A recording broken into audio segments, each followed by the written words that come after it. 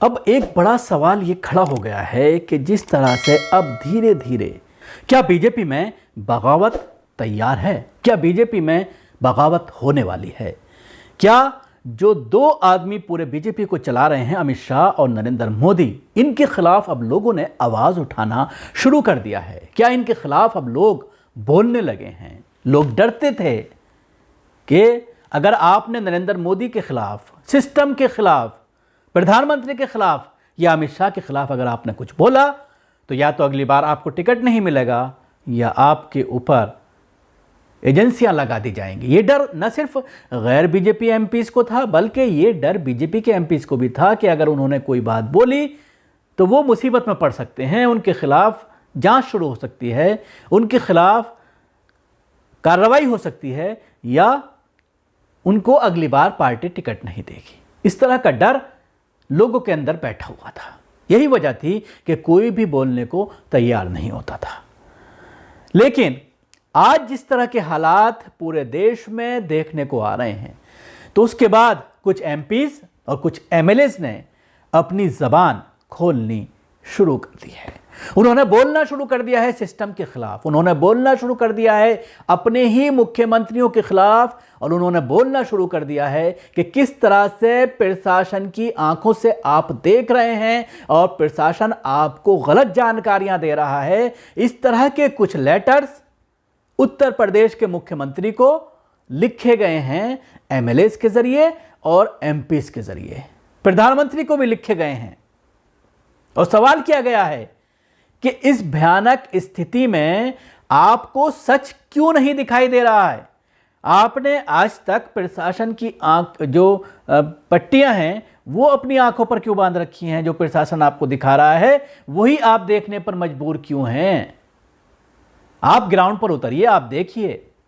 ऐसे ही 2-3 लेटर मैं आपको बताना चाहूंगा जिससे आप अंदाजा लगा सकते हैं कि क्या अब बीजेपी में बगावत होना शुरू हो गई है और ये बगावत क्या आगे तक बढ़ेगी या आला कमान, हाई कमान इसको यहीं पर रोक लेगी। बीजेपी एमएलए हैं उत्तर प्रदेश के भदोही के, उन्होंने लिखा है मुख्यमंत्री को, योगी आदित्यनाथ को, कि लाल बहादुर मौर्य जो महामंत्री हैं डिस्ट्रिक्ट के, उनको 22 तारीख को हॉस्पिटल के अंदर एडमिट किया गया और 27 तारीख को उनकी मौत हो गई। 27 अप्रैल को उनकी मौत हो गई। उनका यह कहना है कि जब मौत के बाद वो उनके घर वालों के पास पहुंचे संवेदना देने के लिए तो उनके घर वालों ने जो स्थिति बयान की वो काफ़ी भयावह है। और मैं मुख्यमंत्री से ये कहना चाहता हूँ, मैं आपको ये बताना चाहता हूँ कि अस्पतालों में इलाज नहीं हो रहा है, अस्पतालों में ऑक्सीजन मौजूद नहीं है। अपने लेटर में उन्होंने लिखा है कि जो उनके बच्चों ने मुझे बताया, उन्होंने ये कहा कि हमसे बार बार जो वहाँ पर ड्यूटी पर मौजूद थे वो ये कहते रहे आप बीजेपी के बड़े लीडर हैं, आप बीजेपी के महामंत्री हैं, इसलिए आपकी देखरेख सीएमओ साहब करेंगे, आला अधिकारी करेंगे, मेडिकल ऑफिसर करेंगे डिस्ट्रिक्ट के। लेकिन उनका इलाज नहीं हो पाया, उनको ऑक्सीजन नहीं मिल पाई, उनको प्रॉपर इलाज में इंजेक्शन नहीं मिल पाया। जिस इंजेक्शन के बारे में बार बार मुख्यमंत्री ये कह रहे हैं कि उत्तर प्रदेश में कोई कमी नहीं है, उस इंजेक्शन का जिक्र इस खत में किया गया है। रेमडेसिविर उनके परिवार तलाश करता रहा लेकिन नहीं मिला और उसके अभाव में उनका परिवार का मुखिया चला गया।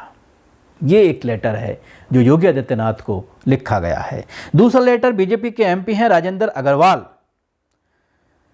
उन्होंने मेरठ के अस्पतालों का हाल और उसके साथ ही शॉर्टेज ऑफ ऑक्सीजन का जिक्र अपने इस लेटर में किया है। उन्होंने कहा है कि आपको जो अधिकारियों के ज़रिए ये बताया जा रहा है कि उत्तर प्रदेश में कहीं पर भी ऑक्सीजन की शॉर्टेज नहीं है, ये गलत है।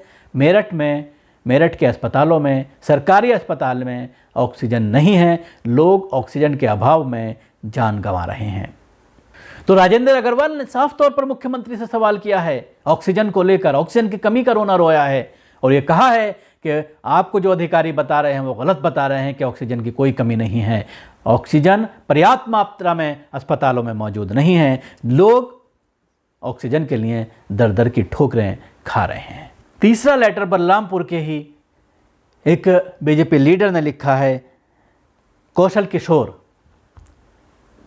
इन्होंने भी मुख्यमंत्री से ऑक्सीजन के बारे में, अस्पताल की हालत के बारे में, और ये कहा है कि अस्पताल किसी को भी हॉस्पिटल में एडमिट नहीं कर रहा है, लोग वापस लौट रहे हैं। और ये कहा है, एक चीज़ का और जिक्र किया गया है इनके ज़रिए, कि वेंटिलेटर्स मौजूद हैं अस्पताल के अंदर, उस पर धूल फांक रही है, धूल पड़ी हुई है, लेकिन उन वेंटिलेटर को रनिंग कंडीशन में लाने की सीएमओ के ज़रिए कोशिश नहीं की जा रही है, और लोगों से कहा जा रहा है कि वेंटिलेटर नहीं है, इसलिए लोगों को लौटाया जा रहा है, जिसकी वजह से लोगों की मौत हो रही है। ऑक्सीजन की कमी भी अस्पताल के अंदर मौजूद है, और प्रॉपर लोगों को की केयर नहीं की जा रही है, लोगों को एडमिट नहीं किया जा रहा है। क्योंकि बार बार मुख्यमंत्री ये कह रहे हैं कि अगर कोई अस्पताल पहुंच रहा है तो उसको एडमिट किया जा रहा है, ऑक्सीजन की कोई कमी नहीं है उत्तर प्रदेश में। और इसके साथ ही बार बार ये कहा जा रहा है जिसको जिस तरह की सुविधा चाहिए हॉस्पिटल के अंदर वो मौजूद है। अगर किसी को वेंटिलेटर बेड चाहिए तो वो मौजूद है, अगर किसी को ऑक्सीजन चाहिए तो वो मौजूद है, अगर किसी को रेमडेसिविर इंजेक्शन चाहिए तो वो मौजूद है। इन सब चीज़ों का दावा बार बार मुख्यमंत्री अपने ट्वीट के ज़रिए, अपने जो बाइट्स देते हैं एनआई को, उसके ज़रिए बार बार उनके ज़रिए किया जा रहा है, योगी आदित्यनाथ के ज़रिए किया जा रहा है। और इसके साथ ही बार बार ये धमकी भी दी जा रही है कि अगर किसी ने अफवाह फैलाई, अगर किसी ने गलत जानकारी दी तो उसके खिलाफ कानूनी कार्रवाई की जाएगी, जिसके चलते कई मामले उत्तर प्रदेश में दर्ज हो चुके हैं और कई जर्नलिस्ट के खिलाफ भी इस तरह के केसेस दर्ज किए गए हैं। अगर उन्होंने किसी के लिए मदद मांगी, किसी ने अगर कोई ट्वीट किया है, उसको अगर उन्होंने रीट्वीट किया मदद के लिए आगे बढ़ाते हुए, तो उनके खिलाफ केस दर्ज किया जा रहा है। इसको लेकर भी कई तरह के सवालात खड़े किए जा रहे हैं। शुक्रिया। आपको हमारा प्रोग्राम कैसा लगा ज़रूर बताएं। हमारे यूट्यूब चैनल को सब्सक्राइब करना ना भूलें, इसके साथ ही बेल आइकन ज़रूर दबाएं। सभी अहम खबरों के लिए न्यूज़ MX को सब्सक्राइब करें, साथ ही बेल आइकॉन को जरूर दबाएं। लाइक, शेयर, कमेंट करना ना भूलें।